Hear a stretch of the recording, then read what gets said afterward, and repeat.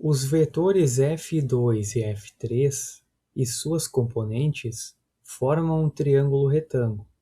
Na primeira, F2, pode-se usar as relações trigonométricas para realizar a decomposição vetorial e posteriormente aplicar as condições de equilíbrio, considerando como positivos os sentidos para cima e para a direita, lembrando que na componente em que o ângulo está colado, usa-se o cosseno. O seno corresponde ao cateto oposto ao ângulo. F2x é igual ao módulo de F2 vezes o seno de 45 graus, porque F2x é oposta ao ângulo, e tem sinal positivo porque aponta para a direita. A componente y é igual ao módulo de F2 vezes o cosseno de 45 graus, porque F2y é adjacente ao ângulo, e tem sinal positivo porque aponta para cima. Para F3, o processo mais rápido é o de relação de triângulos, que corresponde a uma regra de 3 simples. Para a componente x, como ela aponta para a esquerda, recebe o sinal negativo. Então, menos F3x está para o cateto horizontal, que vale 4, assim como o módulo de F3, que é igual à hipotenusa, está para a hipotenusa do triângulo menor, que vale 5, sendo que o módulo de F3 é igual a 200 newtons.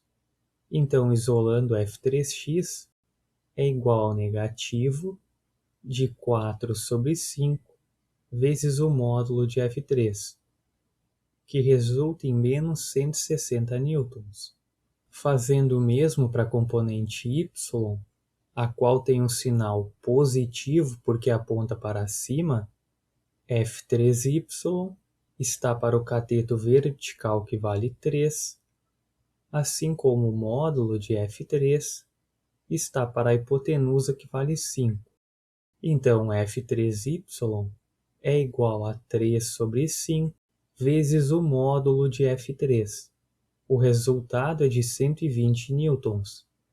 Outra maneira de obter os valores é encontrar o ângulo entre a hipotenusa e o cateto horizontal, pela relação da tangente no triângulo retângulo.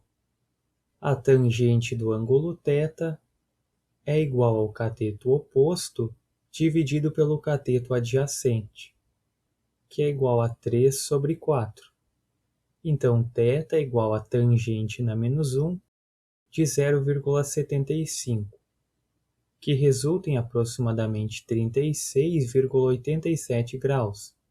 A componente F3x é adjacente ao ângulo, então nela usa-se o cosseno, não esquecendo do sinal negativo porque aponta para a esquerda, e o resultado é menos 160 newtons.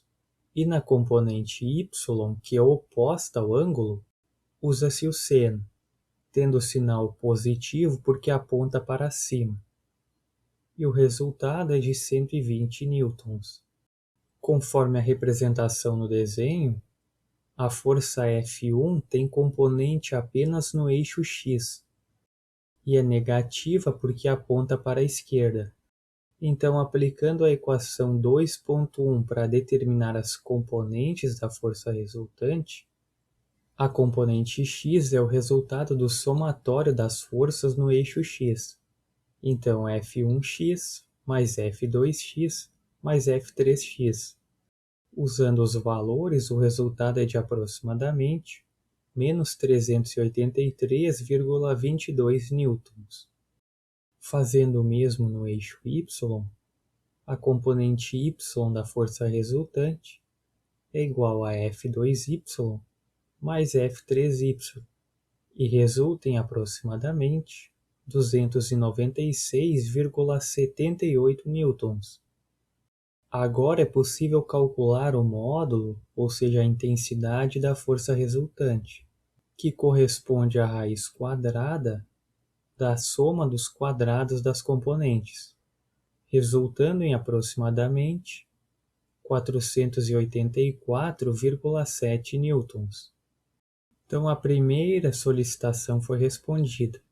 Agora, para determinar a orientação da força resultante, será desenhado no plano o vetor e as suas componentes, e com isso será determinado o ângulo β entre o vetor e o semi-eixo x negativo, que é feito usando a relação da tangente no triângulo retângulo, empregando o módulo dos valores das componentes por que foi feita a representação. Então, β é igual a tangente na menos 1 do módulo da componente y dividido pelo módulo da componente x. E o resultado é aproximadamente 37,755 graus.